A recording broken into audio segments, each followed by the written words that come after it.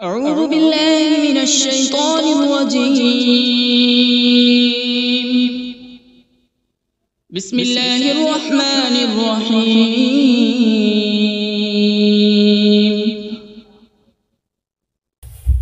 اللہ کے نام سے شروع جو نہایت مہربان رحمت والا ہے۔ الرحمن علم القرآن. رحمان نے اپنے محبوب کو قرآن سکھایا۔ تفسیر میں ہے کہ حضور صلی اللہ تعالی علیہ وآلہ وسلم کے پاس قرآن پاک بظاہر حضرت جبرائیل علیہ السلام کے ذریعے آیا، لیکن در حقیقت اللہ تعالیٰ نے اپنے محبوب صلی اللہ تعالی علیہ وآلہ وسلم کو سارا قرآن سکھایا ہے۔ خلق الإنسان علمه البيان.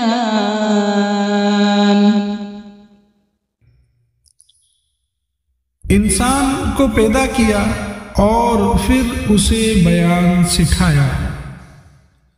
یہاں انسان سے مراد حضور صلی اللہ تعالی علیہ وآلہ وسلم ہے، اور اگلی آیت میں بیان سے ما کان وما یکون، یعنی جو کچھ ہو چکا اور جو کچھ آئندہ ہوگا اس کا بیان مراد ہے۔ یعنی جو کچھ ہو چکا اور جو کچھ آئندہ ہونے والا ہے، اللہ پاک نے اپنے محبوب صلی اللہ تعالی علیہ وآلہ وسلم کو سارا بیان سکھایا۔ آگے فرماتے ہیں یا پھر انسان سے مراد حضرت آدم علیہ نبینا علیہ السلام ہے، اور بیان سے مراد تمام چیزوں کے نام اور تمام زبانوں یعنی لینگویجز کا بیان ہے۔ یا پھر یہاں انسان سے مراد جن سے انسان ہے، اور بیان سے مراد جو آپس میں بات کرنے گفتگو کرنے کی صلاحیت ہے وہ ہے کہ اس کی بات کرنے کی وجہ سے انسان دیگر حیوانوں سے ممتاز ہوا۔ الشمس والقمر بحسبان. سورج اور چاند حساب سے ہے، یعنی سورج اور چاند یہ اپنے حساب میں چلتے ہیں، جو اللہ پاک نے ان کا نظام بنا دیا، اسی نظام سے یہ چل رہے ہیں۔ والنجم والشجر يسجدان.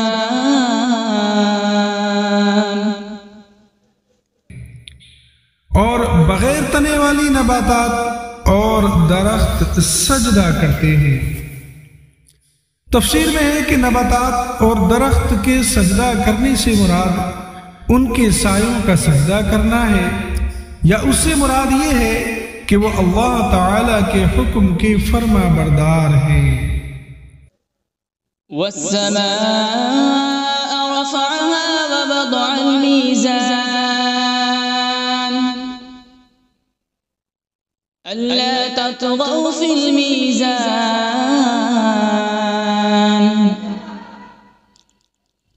وأقيموا الوزن بالقسط ولا تخسروا الميزان. اور آسمان کو اللہ پاک نے بلند کیا اور ترازو رکھی تاکہ تولنے میں نا انصافی نہ کرو، اور انصاف کے ساتھ تول قائم کرو اور وزن نہ گھٹاؤ۔ اس کی تفسیر میں آتا ہے کہ ناپ تول کے معاملات میں عدل اور انصاف اور برابری کی تعلیم اسلام کی شاندار تعلیمات میں سے ہے۔ اس کی اہمیت کا اندازہ اس سے لگایا جا سکتا ہے کہ ناپ تول میں نا انصافی سے معاشرے میں جھگڑے فسادات برپا ہوں گے، باہمی بغض اور عناد بھی پیدا ہوگا، اور یہ چیزیں معاشرتی امن کو تباہ و برباد کر دیتی ہیں۔ اور فرمایا کہ اللہ پاک نے ترازو رکھی تاکہ میزان عمل اس کو دیکھ کر یاد آتا رہے۔ وَالْأَرْضَ وَضَعَهَا لِلْأَنَامِ فِيهَا فَاكِهَةٌ وَالنَّخْلُ ذَاتُ الْأَكْمَامِ۔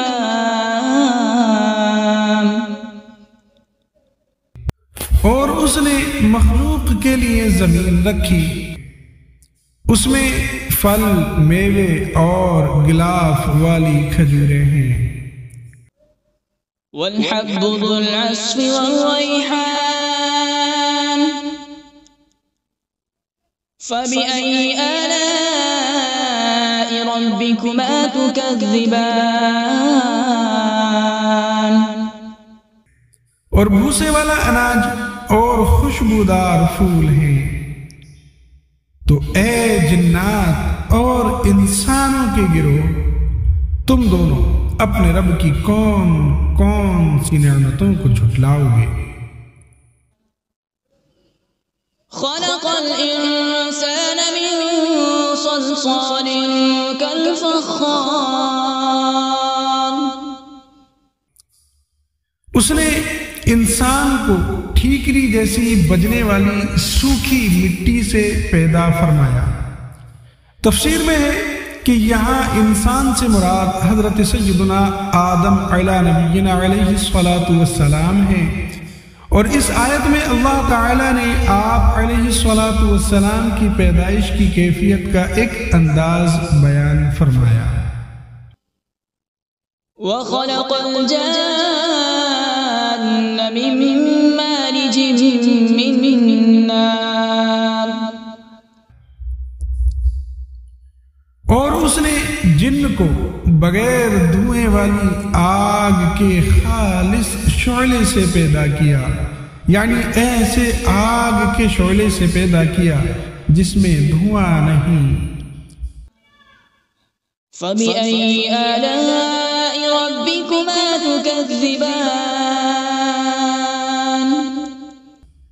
تو اے جنات و انسان، تم دونوں اپنے رب کی کون کون سی نعمتوں کو جھٹلاؤ گے؟ رب المشرقین ورب المغربین۔ وہ دونوں مشرقوں کا رب ہے اور دونوں مغربوں کا رب ہے۔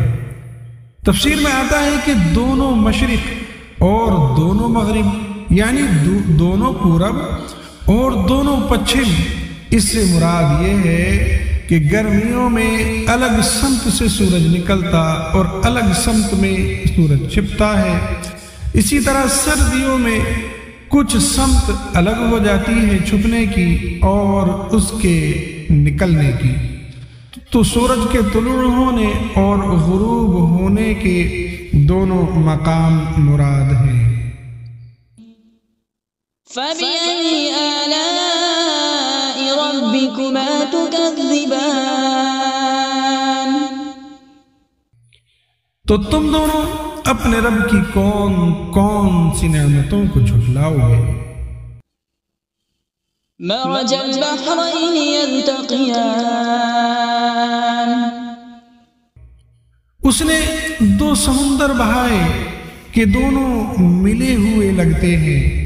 تفسیر میں ہے کہ ان سے مراد میٹھے اور کھاری دو سمندر ہیں جنہیں ایسے بہایا گیا ہے کہ دیکھنے میں ان کی سطح آپس میں ملی ہوئی لگتی ہے، یعنی بالکل ایک جیسی لگتی ہے، کیونکہ ان کے درمیان ان کے بیچ میں فاصلہ کرنے کے لیے کوئی بھی ظاہری طور پر چیز نظر نہیں آتی۔ بینہما برزخ لا یبغیان۔ ان کے درمیان ایک آڑ ہے کہ وہ ایک دوسرے کی طرف بڑھ نہیں سکتے۔ تفسیر میں ہے کہ اللہ تعالیٰ کی قدرت سے ان کے درمیان ایک آڑ ہے جس کی وجہ سے وہ ایک دوسرے کی طرف بڑھ نہیں سکتے، بلکہ ہر ایک اپنی حد پر رہتا ہے اور دونوں میں سے کسی کا بھی ذائقہ مزہ تبدیل نہیں ہوتا۔ فبأي آلاء ربكما تكذبان؟ تو تم دونوں اپنے رب کی کون کون سی نعمتوں کو جھٹلاؤ گے؟ يخرج منهما اللؤلؤ والمرجان فبأي آلاء ربكما تكذبان؟ ان سمندروں سے موتی اور مرجان نکلتا ہے۔ تو اے جنات و انسان، تم دونوں اپنے رب کی کون کون سی نعمتوں کو جھٹلاؤ گے؟ وَلَهُ الْجَوَارِ الْمُنشَآتُ فِي الْبَحْرِ كَالْأَعْلَامِ، اور دریا میں پہاڑوں جیسی اٹھتی ہوئی کشتیاں یہ اسی کی ہیں۔ تفسیر میں ہے کہ اس سے مراد یہ ہے کہ جن چیزوں سے وہ کشتیاں بنائی گئی وہ بھی اللہ تبارک و تعالی نے پیدا کی، اور ان چیزوں کو آپس میں جوڑنے، کشتی بنانے اور کاریگری کرنے کی عقل بھی اللہ تبارک و تعالی نے ہی پیدا کی، اور دریاؤں میں ان کشتیوں کا چلنا اور تیرنا یہ سب اللہ پاک کی قدرت سے ہے۔ فَبِأَيِّ آلَاءِ رَبِّكُمَا تُكَذِّبَانِ؟ تو تم دونوں اپنے رب کی کون کون سی نعمتوں کو جھٹلاؤ گے؟ كُلُّ مَنْ عَلَيْهَا فَانٍ وَيَبْقَى وَجْهُ رَبِّكَ ذُو الْجَلَالِ وَالْإِكْرَامِ فَبِأَيِّ آلَاءِ رَبِّكُمَا تُكَذِّبَانِ؟ زمین پر جتنی مخلوق ہے یہ سب فنا ہونے والی ہے، اور تمہارے رب کی عظمت اور بزرگی والی ذات یہ باقی رہے گی۔ تو اے جنات اور انسان، تم دونوں اپنے رب کی کون کون سی نعمتوں کو جھٹلاؤ گے؟ يَسْأَلُهُ مَن فِي السَّمَاوَاتِ وَالْأَرْضِ كُلَّ يَوْمٍ هُوَ فِي شَأْنٍ فَبِأَيِّ آلَاءِ رَبِّكُمَا تُكَذِّبَانِ؟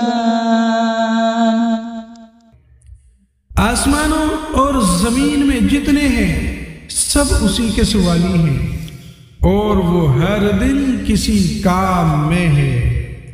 تفسیر میں کہ اس آیت کا معنی یہ ہے کہ اللہ تعالی ہر وقت اپنی قدرت کے آثار ظاہر فرماتا ہے، کسی کو روزی دیتا ہے، کسی کو مارتا ہے اور کسی کو زندہ کرتا ہے، کسی کو عزت دیتا ہے اور کسی کو ذلت میں مبتلا کر دیتا ہے، کسی کو مالدار کرتا ہے اور کسی کو محتاج، کسی کے گناہ بخشتا ہے اور کسی کی تکلیف دور کرتا ہے۔ یاد رہے کہ اللہ تعالی کے لیے مصروف اور مشغول کا لفظ استعمال کرنا یہ جائز نہیں، یہ لفظ استعمال ہی نہیں کر سکتے کیونکہ اللہ تعالی ان اوصاف سے پاک ہے۔ تو اے جنات اور انسان کے گروہ، تم دونوں اپنے رب کی کون کون سی نعمتوں کو جھٹلاؤ گے؟ سَنَفْرُغُ لَكُمْ أَيُّهَ الثَّقَلَانِ؟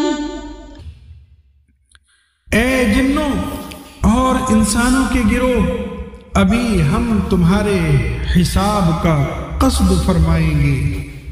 تفسیر میں ہے کہ آیت میں سنفرغ سے اس کا حقیقی معنی فراغت مراد نہیں، بلکہ اس کا مجازی معنی قصد کرنا مراد ہے۔ اللہ تعالیٰ کے لیے فارغ کا لفظ استعمال نہیں کر سکتے کیونکہ اللہ تعالیٰ فراغت کے مفہوم سے پاک ہے، نیز اس آیت میں تمام انسانوں کے لیے نصیحت ہے کہ وہ دنیا میں وہ جیسے چاہیں زندگی گزارے، لیکن مرنے کے بعد انہیں ہر حال میں اللہ تبارک و تعالیٰ کی بارگاہ میں پیش ہونا ہے، اور اللہ تبارک و تعالیٰ کی بارگاہ میں اپنے اعمال کا حساب دینا ہوگا، اور پھر جس طرح کے اعمال کیے ہوں گے اسی طرح کی جزا ملے گی۔ فَبِأَيِّ آلَاءِ رَبِّكُمَا تُكَذِّبَانِ؟ تو تم دونوں اپنے رب کی کون کون سی نعمتوں کو جھٹلاؤ گے؟ یا معشر الجن والانس ان استطعتم ان تنفذوا من اقطار السماوات والارض فانفذوا لا تنفذون الا بسلطان۔ اے جنوں اور انسانوں کی گروہ، اگر تم سے ہو سکے کہ آسمانوں اور زمین کے کناروں سے نکل جاؤ تو نکل جاؤ، لیکن تم جہاں نکل کر جاؤ گے وہاں اسی کی سلطنت ہے۔ فَبِأَيِّ آلَاءِ رَبِّكُمَا تُكَذِّبَانِ؟ تو اے جنات اور انسان کی گروہ، تم دونوں اپنے رب کی کون کون سی نعمتوں کو جھٹلاؤ گے؟ يرسل عليكما شواظ من نار ونحاس فلا تنتصران۔ فبأي آلاء ربكما تكذبان؟ تم پر آگ کا بغیر دھوئیں والا خالص شعلہ اور بغیر شعلے والا خالص دھواں بھیجا جائے گا، تو تم ایک دوسرے کی مدد نہ کر سکو گے۔ تو اے جنات اور انسان کے گروہ، تم دونوں اپنے رب کی کون کون سی نعمتوں کو جھٹلاؤ گے؟ فَإِذَا انشَقَّتِ السَّمَاءُ فَكَانَتْ وَرْدَةً كَالدِّهَانِ۔ فَبِأَيِّ آلَاءِ رَبِّكُمَا تُكَذِّبَانِ؟ پھر جب آسمان پھٹ جائے گا تو گلاب کے پھول جیسا سرخ ہو جائے گا جیسے سرخ چمڑا۔ تو اے جنات و انسان، تم دونوں اپنے رب کی کون کون سی نعمتوں کو جھٹلاؤ گے؟ فَيَوْمَئِذٍ لَا يُسْأَلُ عَنْ ذَنبِهِ إِنسٌ وَلَا جَانٌّ۔ تو اس دن کسی آدمی اور جن سے اس کے گناہ کے متعلق نہیں پوچھا جائے گا۔ اس کی تفسیر میں ہے کہ قیامت میں جنوں اور انسانوں سے سوال ہوں گے۔ اس آیت میں جو سوال کی نفی ہے اس کی علماء نے متعدد تعویلات بیان کی ہیں، جن سے ایک یہ ہے کہ جب لوگ قبروں سے اٹھائے جائیں گے اور آسمان پھٹے گا تو اس دن فرشتے مجرموں سے دریافت نہیں کریں گے، مجرموں سے ان کے اعمال کے بارے میں نہیں پوچھیں گے، بلکہ ان کی صورتیں دیکھ کر ہی پہچان لیں گے۔ ان سے سوال دوسرے وقت میں ہوگا جبکہ لوگ حساب کے مقام پر جمع ہو جائیں گے۔ فَبِأَيِّ آلَاءِ رَبِّكُمَا تُكَذِّبَانِ؟ تو اے جنات و انسان، تم دونوں اپنے رب کی کون کون سی نعمتوں کو جھٹلاؤ گے؟ يعرف المجرمون بسيماهم فيؤخذ بالنواصي والأقدام۔ فبأي آلاء ربكما تكذبان؟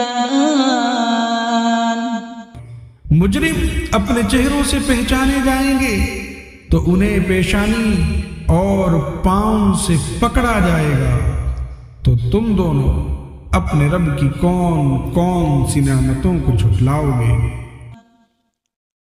هذه جهنم التي يكذب بها المجرمون يطوفون بينها وبين حميم آن فبأي آلاء ربكما تكذبان۔ یہ وہ جہنم ہے جسے مجرم جھٹلاتے تھے۔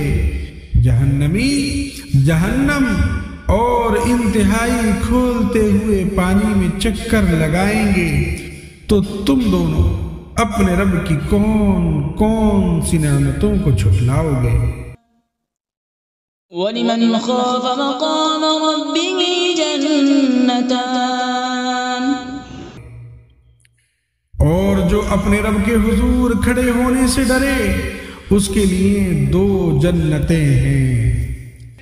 تفسیر میں آتا ہے کہ اس آیت کا معنی یہ ہے کہ جسے دنیا میں قیامت کے دن اپنے اللہ پاک کے حضور حساب کی جگہ میں حساب کے لیے کھڑے ہونے کا ڈر ہو اور گناہ چھوڑ دے اور فرائض کی بجا آوری کرے، تو اس کے لیے آخرت میں اللہ پاک 2 جنتیں عطا فرمائے گا۔ فَبِأَيِّ آلَاءِ رَبِّكُمَا تُكَذِّبَانِ۔ تو اے جنات اور انسان کے گروہ، تم دونوں اپنے رب کی کون کون سی نعمتوں کو جھٹلاؤ گے؟ ذَوَاتَا أَفْنَانٍ فَبِأَيِّ آلَاءِ رَبِّكُمَا تُكَذِّبَانِ۔ کہ وہ شاخوں والی ہیں، تو تم دونوں اپنے رب کی کون کون سی نعمتوں کو جھٹلاؤ گے؟ فِيهِمَا عَيْنَانِ تَجْرِيَانِ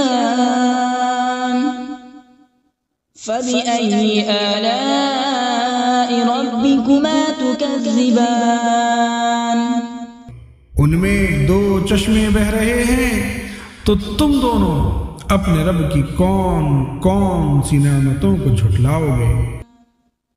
فِيهِمَا مِن كُلِّ فَاكِهَةٍ زَوْجَانِ۔ ان دونوں جنتوں میں ہر پھل کی 2 قسمیں ہیں۔ تفسیر میں ہے کہ 2 قسموں سے مراد یہ ہے کہ بعض وہ پھل ہیں جو دنیا میں دیکھے گئے، اور بعض وہ عجیب و غریب پھل ہیں جو اس سے پہلے نہ کبھی کسی نے دیکھے، یا اس سے مراد یہ ہے کہ بعض پھل خشک ہیں اور بعض پھل تر ہیں، یا پھر فرمایا کہ اس سے مراد یہ ہے کہ بعض پھل خالص میٹھے اور بعض ترشی کی طرف مائل ہیں۔ فَبِأَيِّ آلَاءِ رَبِّكُمَا تُكَذِّبَانِ۔ تو تم دونوں اپنے رب کی کون کون سی نعمتوں کو جھٹلاؤ گے؟ متكئين على فرش بطائنها من استبرق وجنى الجنتين دان فبأي آلاء ربكما تكذبان۔ جنتی ایسے بچھونوں پر تکیہ لگائے ہوئے ہوں گے جن کے اندرونی حصے موٹے ریشم کے ہیں، اور دونوں جنتوں کے پھل جھکے ہوئے ہوں گے۔ تفسیر میں ہے کہ یعنی ان دونوں جنتوں کا پھل اتنا قریب ہوگا کہ کھڑا، بیٹھا اور لیٹا ہر شخص اسے چن لے گا، جبکہ دنیا کے پھلوں میں یہ خاصیت نہیں ہوتی۔ تو تم دونوں اپنے رب کی کون کون سی نعمتوں کو جھٹلاؤ گے؟ فيهن قاصرات الطرف لم يطمثهن إنس قبلهم ولا جان. ان جنتوں میں وہ عورتیں ہیں کہ شوہر کے سوا کسی کو آنکھ اٹھا کر نہیں دیکھتی، جنہیں ان کے شوہروں سے پہلے نہ کسی آدمی نے چھوا اور نہ کسی جن نے. اس کی تفسیر میں ہے کہ تقوی اور شرم و حیا عورت کا بہت بڑا کمال اور جنتی عورتوں کا عظیم وصف ہے. آگے فرمایا ان بیویوں سے مراد حور عین ہیں، کیونکہ وہ جنت میں پیدا کی گئی ہیں، اس لیے انہیں کسی نے نہیں چھوا ہوگا اور ان کے شوہر ہی انہیں چھوئیں گے. یہ بھی قول ہے کہ ان سے مراد دنیا کی عورتیں ہیں، انہیں دوبارہ کنواریاں پیدا کیا جائے گا اور پیدائش کے بعد انہیں کسی نے نہ چھوا ہوگا. فَبِأَيِّ آلَاءِ رَبِّكُمَا تُكَذِّبَانِ. تو اے جنات و انسان، تم دونوں اپنے رب کی کون کون سی نعمتوں کو جھٹلاؤ گے. كأنهن الياقوت والمرجان. فبأي آلاء ربكما تكذبان. گویا وہ لعل اور مرجان موتی ہیں. تو اے جنات و انسانوں کے گروہ، تم دونوں اپنے رب کی کون کون سی نعمتوں کو جھٹلاؤ گے. هل جزاء الإحسان إلا الإحسان. فبأي آلاء ربكما تكذبان. نیکی کا بدلہ نیکی ہے. تو اے جنات و انسان، تم دونوں اپنے رب کی کون کون سی نعمتوں کو جھٹلاؤ گے. ومن دونهما جنتان. اور ان کے علاوہ دو جنتیں اور ہیں. تفسیر میں ہے یعنی جن دو جنتوں کا ذکر اوپر گزرا ان کے علاوہ دو جنتیں اور بھی ہیں، مگر یہ دونوں ان پہلی جنتوں سے مرتبے اور مقام اور فضیلت میں کم ہیں. فبأي آلاء ربكما تكذبان. تو اے جنات و انسان، تم دونوں اپنے رب کی کون کون سی نعمتوں کو جھٹلاؤ گے. مدهامتان. وہ دونوں جنتیں نہایت سبز درختوں کی وجہ سے سیاہی کی جھلک دے رہی ہیں. یہ تفسیر میں ہے کہ سبز رنگ انتہائی خوشنما رنگ اور آنکھوں کے لیے بہت مفید ہے. حدیث پاک میں ہے کہ سبز رنگ کی طرف دیکھنے سے بصارت میں اضافہ ہوتا ہے. فبأي آلاء ربكما تكذبان. تو تم دونوں اپنے رب کی کون کون سی نعمتوں کو جھٹلاؤ گے. فيهما عينان نضاختان. فبأي آلاء ربكما تكذبان. ان میں دو چھلکتے ہوئے چشمے ہیں. تو تم دونوں اپنے رب کی کون کون سی نعمتوں کو جھٹلاؤ گے. فيهما فاكهة ونخل ورمان. فبأي آلاء ربكما تكذبان. ان جنتوں میں میوے اور کھجوریں اور انار ہیں. تو اے جنات و انسان کے گروہ، تم دونوں اپنے رب کی کون کون سی نعمتوں کو جھٹلاؤ گے. فيهن خيرات حسان. ان میں اچھے اخلاق والی حسین شکل والی عورتیں ہیں۔ تفسیر میں ہے کہ جنت میں اچھی عادت اور اخلاق والی اور حسین و جمیل عورتیں ہیں۔ یہاں اخلاقی اچھائی کو اللہ تعالیٰ نے پہلے ذکر کیا۔ اس سے معلوم ہوا کہ اچھی عادت اچھی صورت سے افضل ہے، لہذا نکاح کے لیے کسی عورت کا رشتہ دیکھتے وقت اس کے حسن و جمال کے مقابلے میں اس کی اچھی سیرت، اس کے اچھے کردار، اس کی دینداری اور اس کی اچھی عادات کو ترجیح دینا چاہیے۔ فَبِأَيِّ آلَاءِ رَبِّكُمَا تُكَذِّبَانِ، تو تم دونوں اپنے رب کی کون کون سی نعمتوں کو جھٹلاؤ گے؟ حور مقصورات فی الخیام، فَبِأَيِّ آلَاءِ رَبِّكُمَا تُكَذِّبَانِ، خیموں میں پردہ نشین حوریں ہیں، تو تم دونوں اپنے رب کی کون کون سی نعمتوں کو جھٹلاؤ گے؟ لم يطمثهن انس قبلهم ولا جان، ان کے شوہروں سے پہلے انہیں نہ کسی آدمی نے چھوا اور نہ کسی جن نے۔ تفسیر میں ہے یعنی جیسے ان سابقہ دو جنتوں کی حوریں اپنے جنتی شوہروں کے علاوہ جن اور انسانوں کے چھونے سے محفوظ تھیں، ایسے ہی اب مذکورہ دونوں جنتوں کی بھی حوریں انسان اور جنات کے چھونے سے محفوظ ہیں۔ فَبِأَيِّ آلَاءِ رَبِّكُمَا تُكَذِّبَانِ،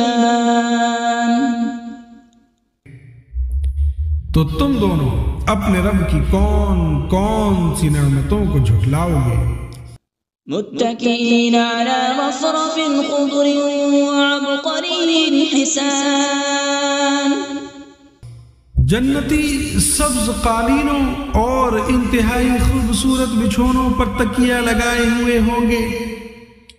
تفسیر میں آتا ہے کہ اللہ تعالیٰ کے حضور کھڑے ہونے سے ڈرنے والوں کو جو دو جنتیں عطا ہوں گی، ان کے جنتی بچھونوں کا ظاہری حال بیان نہیں کیا گیا، کیونکہ ان کے بچھونوں کی شان بہت بلند ہے اور ان کا ظاہری حال عقل اور فہم کے ادراک سے باہر ہے، یعنی یہ سمجھ سے باہر ہے، جبکہ دوسری دو جنتوں میں اہل جنت کو عطا ہونے والے بچھونوں کا ظاہری حال یہاں بیان کر دیا گیا۔